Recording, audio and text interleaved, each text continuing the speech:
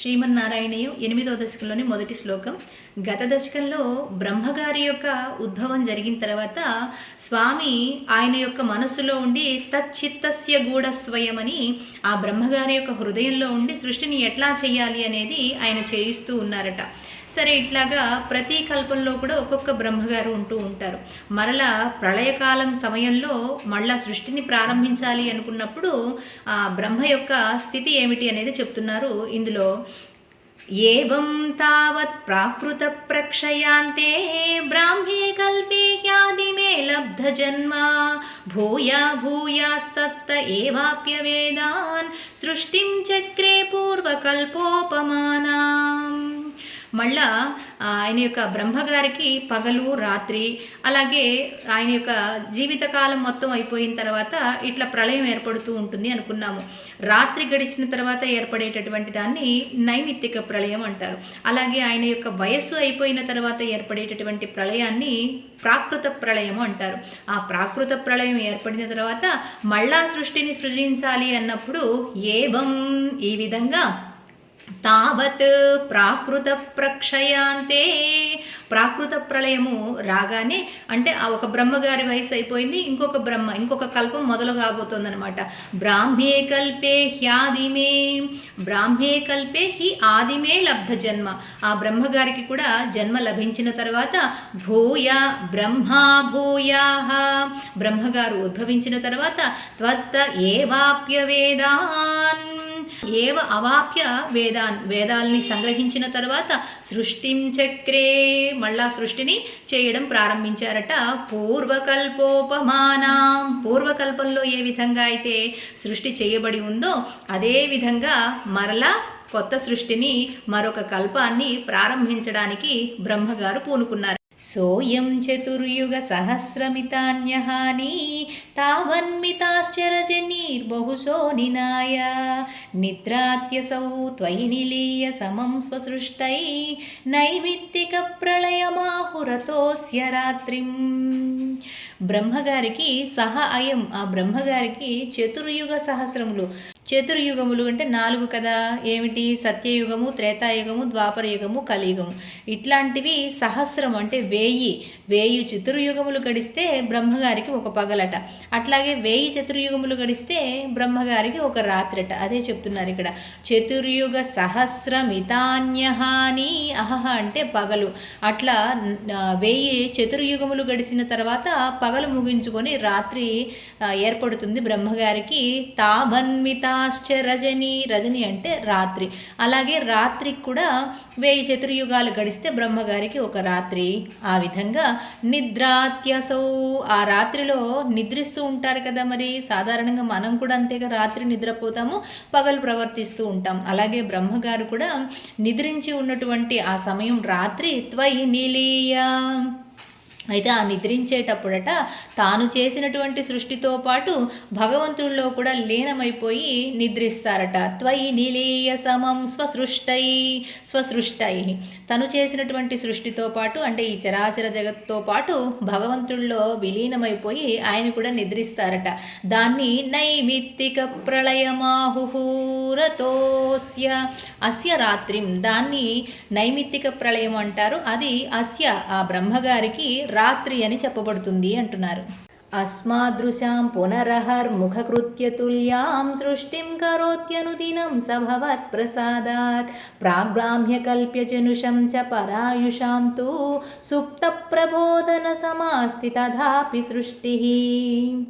మనం ఎట్లా అయితే రాత్రిపూట నిద్రించి పగలు ప్రవర్తిస్తూ ఉంటామో అదేవిధంగా బ్రహ్మగారు కూడా అస్మాదృశం మనలాగే ఆయన కూడా అహహ ముఖకృత్య తుల్యం, పగటిపూట అహహ అంటే పగలు అనుకున్నాం కదా, పగలు ప్రవర్తిస్తూ ఉంటారట. ఏ విధంగా? సృష్టిని అంతటినీ కూడా చేస్తూ ఉంటారట. సృష్టిం కరోత్య అనుదినం, ప్రతిరోజు కూడా సృష్టిని చేస్తూ ఉంటారట. సభవత్ ప్రసాదాత్, భగవంతుని యొక్క అనుగ్రహం చేత. ప్రాగ్బ్రాహ్మ్య కల్ప్య జనుషాం, ప్రాగ్బ్రాహ్మ్య కల్ప్యం, ప్రాగ్ అంటే ముందుగా సృష్టించబడినటువంటి ఆ బ్రహ్మకల్పంలో ఉన్నటువంటి చ పరాయుషాంతు, పరాయుషాంతు అంటే చిరంజీవులైనటువంటి వారు, వారికి ఆ కల్పంలో ఉంటారు, ఈ కల్పంలో కూడా ఉంటారు. వాళ్ళకి స్పృహ ఉంటుందన్నమాట. ఆ పూర్వజన్మ తాలూకు వేరే కల్పంలో ఉన్నటువంటి జ్ఞానము ఈ కల్పంలో కూడా కంటిన్యూ అవుతూ ఉంటుందన్నమాట. కానీ మనలాంటి వాళ్ళకి ఆ జ్ఞానం అనేది ఉండదు, కల్పానికి మారుతూ ఉంటుంది. ఎట్లా అయితే బ్రహ్మగారు రాత్రి నిద్రించి పగలు మేల్కొంటూ ఉంటారో ఆయనకి ఉంటుంది కదా జ్ఞప్తికి, అదేవిధంగా బ్రహ్మగారి వల్లే చిరంజీవులు కూడా రాత్రి నిద్రిస్తే పగలు లేచినట్టుగానే లేస్తారట. ఈ ప్రళయకాలం అంతా కూడా అయిపోయిన తర్వాత సుప్త ప్రబోధన సమాస్తి తదాపి సృష్టి అంతా కూడా ముగించి అయిపోయిన తర్వాత మళ్ళా కొత్త కల్పం మొదలైనప్పుడు వారు పగలు అంటే రాత్రి నిద్రించి పగలు మేల్కొన్నట్లుగానే మేల్కొంటారట బ్రహ్మగారి వలె ఆ చిరంజీవులు కూడా. పంచాశదబ్దమధునా స్వయోర్ధరూపం ఏకం పరార్థమతివృత్య హి వర్తతేసౌ తత్రాంత్యరాత్రిజనితాన్ కథయామి భూమన్ పశ్చాద్దినావతరణే చ భగవంతుని యొక్క సృష్టి ఏ విధంగా ఉంటుంది, ఆ సృష్టి విషయాలు చెబుతాను స్వామి అంటున్నారనమాట. బ్రహ్మగారికి వయస్సు 100 సంవత్సరాలు అనుకుంటే, అంటే మన సాధారణమైనటువంటి భాషలో 100 సంవత్సరాల ఆయుర్దాయం అనుకుంటే 50 సంవత్సరాలు మొదటి 50 సంవత్సరాలు ఒక పరార్థకాలమని, తర్వాత 50 సంవత్సరాలని మరొక పరార్థకాలమని అంటారనమాట. ఆ పరార్థకాలాలు గడిచిన తర్వాత ఇప్పుడట బ్రహ్మగారి వయసు మొదటి పరార్థకాలం గడిచిపోయిందిట, రెండవ పరార్థకాలము ప్రారంభంలో ఎట్లా ఉంటుందని చెప్తున్నారు అనమాట. పంచాశదబ్దమధునా 50 సంవత్సరాలు అధునా గడిచిపోయిన పిమ్మట స్వవయో అర్ధరూపం స్వవయ ఆ బ్రహ్మగారి యొక్క వయస్సు అర్ధరూపం గడిచిపోయిన తర్వాత, అంటే 50 సంవత్సరాలు గడిచిపోయిన తర్వాత ఏకం పరార్థకాలం, దాన్ని ఒక పరార్థకాలము అని అంటారట. తర్వాత వర్తతేసౌ ఆ 50 సంవత్సరాలు గడిచిపోయిన తర్వాత రాత్రి గడిచి పగలవుతుంది కదా, ఆ పగలు ఏర్పడినప్పుడు ఉన్నటువంటి విషయాలు చెప్తాను అంటున్నారనమాట. తత్రాంత్యరాత్రి జనితాన్ ఆ 50 సంవత్సరం ముగిసిపోయినప్పుడు మళ్ళీ తెల్లవారి పొద్దున్నే అవుతుంది కదా, అప్పుడు జనితాన్ కథయామి ఏర్పడినటువంటి పగలు యొక్క విశేషాలు చెబుతాను స్వామి. భూమన్ అంటే అన్నిటికీ ఆధారభూతమైనటువంటి అతి పెద్దదైనటువంటి శ్రేష్టమైనటువంటి స్వరూపం అనమాట. ఆ భగవత్ స్వరూపాన్ని గురించి స్వామి నేను ఇట్లా చెప్తాను. పశ్చాద్దినావతరణే భవద్విలాసాన్, ఓ భగవంతుడా ఈ సృష్టి యొక్క విషయాల్ని నేను తెలుపుతాను స్వామి. ఆయనకి 50 సంవత్సరాలు గడిచిపోయిన తర్వాత మళ్ళా తిరిగి పగలు ఏర్పడుతుంది కదా, ఆ ఏర్పడినప్పుడు జరిగినటువంటి విశేషాలు నేను తెలియచేయగలను అంటున్నారు. దినావసానేద సరోజయోనిః సుషుప్తికామస్త్వయి సన్నిలిల్యే జగంతి జద్వచ్చటరం సమీయుః తదేదమేకార్ణవమాస విశ్వం. బ్రహ్మగారికట నిద్రపోవాలి అని నిద్రకి ఉపక్రమించినప్పుడు, స్వామిలో విలీనమైపోయి నిద్రపోయినప్పుడు దినావసానేద అంటే పగలు గడిచిపోయి ఇంకా రాత్రి మళ్ళీ అవుతున్నప్పుడు నిద్రించాలని కోరిక కలిగిందట. సరోజయోనిః, సరోజం అంటే పద్మం నుంచి ఉద్భవించినటువంటి వాడు కాబట్టి ఆయన కమలోద్భవుడు. ఆ కమలం నుంచి ఉద్భవించినటువంటి బ్రహ్మగారు సుషుప్తి కామస్త్వయి నిద్రపోవాలి అనేటటువంటి కోరిక కలిగి సన్నిలిల్యే భగవంతుడిలో విలీనమైపోయి నిద్రించారట. అప్పుడు జగంతి త్వజ్జఠరం, జగత్తు అంతా కూడా త్వజ్జఠరం భగవంతుని యొక్క జఠరం అంటే కుక్షిలోకి ప్రవేశించాయన్నమాట. గత దశకంలో స్వామి యొక్క కుక్షి ఉదరం అంతా కూడా సముద్రాలు, 7 సముద్రాలు అని అనుకున్నాం కదా, అలా ఈ జగత్తు అంతా కూడా స్వామి పొట్టలోకి వెళ్ళిపోయినప్పుడు అంతా జలమయమైపోయిందట. అదే చెప్తున్నారు. సమీయుః తదేదమేకార్ణవం, తదా ఇదం ఏకార్ణవం, మొత్తం కూడా ఒక్క జలములే, సముద్రం మాత్రమే ఉందిట, అంటే మొత్తం అంతా కూడా జలమయమైపోయిందిట. విశ్వం తదేదమేకార్ణవమాస విశ్వం, మొత్తం అంతా కూడా జలమయమైపోయి ఉంది అంటూ तवैव वेशे पणिराजिशेषे जलैकशेषे भुवनस्मशेषे आनन्दसान्द्रानुभवस्वरूपा स्वयोगनिद्रा परिमुद्रितात्मा. అక్కడ కేవలము జలములే ఉన్నటువంటి సందర్భంలో తవైవ వేషే తవ ఏవ వేషే భగవంతుని స్వరూపంలాగానే ఉన్నటువంటి పణి రాజిశేషే. పణి అంటే ఆదిశేషుడు కదా, అనంతుడు. ఆ అనంతుడు మీద శయనించి ఉన్నారట యోగ నిద్రలో స్వామి. భగవంతుడు మనకి సాలోక్యము, సామీప్యము, సారూప్యము, సాయుధ్యము అని 4 అనుగ్రహిస్తారండి. సారూప్యము అంటే భగవత్ స్వరూపంలాగానే ఉన్నటువంటి వారు. వీరిని నిత్యముక్తులు అంటారనమాట. అంటే వారికి ఇంకా మళ్ళా సంసారంలోకి రావలసినటువంటి అవసరం లేని ఆదిశేషుడు మొదలైనటువంటి వారు, ఒక గరుత్మంతుడు, ఒక ఆదిశేషుడు, వీళ్ళు అక్కడ నిత్యసూరులుగా ఉంటారనమాట. ఆ ఆదిశేషుడి మీద ఫణిరాజిశేషే జలైకశేషే జలములే శేషంగా కలిగినటువంటి ఆ ప్రదేశంలో అక్కడ ఆ జలముల యందు భువనేస్మశేషే భువనములన్నీ కూడా ఆయనలో దాచుకొని ఆనంద సాంద్రానుభవత్ స్వరూప దట్టమైనటువంటి చిక్కనైనటువంటి ఆనంద స్వరూపునిగా బ్రహ్మానందానుభవాన్ని అనుభవిస్తున్నటువంటి వానిగా ఆ జలములలో స్వామి స్వయోగ నిద్ర పరిముద్రితాత్మ ఆ ఆదిశేషుని మీద శేషపర్యంకం మీద చక్కగా హాయిగా యోగ నిద్రలో ఉన్నావు స్వామి అని అంటున్నారు. లాక్యశక్తిం ప్రళయావసానే ప్రబోధయేత్యాదిశతాఖిలాదౌ త్వయా ప్రసుప్తం పరిసుప్త శక్తి వ్రజేన తత్రాఖిల జీవధామ్నా. ఈ ప్రళయమంతా కూడా అయిపోయినప్పుడు అవసాన దశలో అప్పుడు నన్ను మేల్కొల్పమని తనలోనే ఉన్నటువంటి సమస్త జగత్తులు కూడా ఆయనలోనే ఉంటాయి కదా, అలాగే కాలాఖ్య శక్తి కూడా ఆయనలోనే ఉన్నటువంటిది. ఆ శక్తిని మేల్కొల్పమని చెప్పేసి ఆదేశించి స్వామి కూడా నిద్రపోయారట. అదే చెప్తున్నారు ఇక్కడ. కాలాఖ్య శక్తిం ప్రళయావసానే ప్రబోధయేత్యాదిశతాఖిలాదౌ. కాలాఖ్య శక్తిని మేల్కొల్పమని ప్రళయావసానే ప్రళయం అంతా ముగిసేటప్పుడు ప్రబోధయే మేల్కొల్పమని ఇది ఆదిశత ఆదేశించి కిలాదౌ కాలాఖ్య శక్తిని మేల్కొల్పమని చెప్పి ఆదేశించి ఆయన త్వయా ప్రసుప్తం స్వామి కూడా నిద్రపోయారట. పరిసుప్త శక్తి వ్రజేన తత్ర అఖిల జీవధామ్న. తత్ర అఖిల జీవధామ్న జీవులన్నీ కూడా ఆయనలోనే విలీనమైపోయి ఉన్నటువంటి ఆ సందర్భంలో తనలోనే ఉన్నటువంటి కాలాఖ్య శక్తిని మేల్కొల్పమని చెప్పేసి స్వామి కూడా ప్రళయకాలం అంతమందు మేల్కొల్పమని చెప్పేసి ఆయన కూడా యోగ నిద్రలోకి వెళ్ళిపోయారు. చతుర్యుగాణం సహస్రమేవం త్వయి ప్రసుప్తే పునరద్వితీయే కాలాఖ్య శక్తి ప్రథమ ప్రబుద్ధ ప్రాబోధయత్వాం కిల విశ్వనాథ. హే విశ్వనాథ, బ్రహ్మగారికి 1000 చతుర్యుగములు గడిచిన తర్వాత, చతుర్యుగములు అంటే ఏమిటి? సత్యయుగము, త్రేతాయుగము, ద్వాపరయుగము, కలియుగము, ఇట్లాంటివి 1000 గడిచిన తర్వాత ఒక పగలు, 1000 గడిస్తే మరొక రాత్రి అన్నాం కదా. అలా రాత్రి గడిచిన తర్వాత పగలు ఏర్పడటానికి ముందుగా స్వామి యోగ నిద్రలో ఉన్నప్పుడు చతుర్యుగాణం చ సహస్రమేవం, సహస్రం ఏవం ఇట్లాంటివి సహస్రం గడిచిన తర్వాత చతుర్యుగాలు త్వయి ప్రసుప్తే భగవంతుడు కూడా యోగ నిద్రలో ఉండిపోయాడట. పునరద్వితీయే పునః తిరిగి అద్వితీయం, ద్వితీయం లేనటువంటిది ఒక్కగానొక పరమాత్మ ఆ ప్రళయకాల సమయంలో శేషశయ్యపై యోగ నిద్రలో ఉన్నారట. అప్పుడు కాలాఖ్య శక్తి ముందుగానే మేల్కొని ఉన్నటువంటి ఆ కాలశక్తి ప్రథమ ప్రబుద్ధ మేల్కొని ఉండి ప్రాబోధయత్వం భగవంతుణ్ణి కూడా యోగ నిద్ర నుంచి మేల్కొల్పిందట. త్వయి విశ్వనాథ, విశ్వాన్ని అంతటినీ పరిపాలించేటటువంటి నాథుడైనటువంటి ఓ పరమాత్మ. విభూత్యచత్వం జలగర్భఛాయిన్ విలోక్య లోకానఖిలాన్ ప్రలీనాన్ తేష్వేవ సూక్ష్మాత్మతయా నిజాంతస్థితేషు విశ్వేషు దధాద దృష్టిం. భగవంతుడు యోగ నిద్ర నుంచి ఒక్కసారి మేల్కొన్న తర్వాత తన యొక్క కళ్యాణ గుణములైనటువంటి ఆ కరుణతో నిండినటువంటి దృక్కులని ప్రసరింపజేశారట తనలోనే లీనమై ఉన్నటువంటి సర్వ జగత్తుల మీదకి.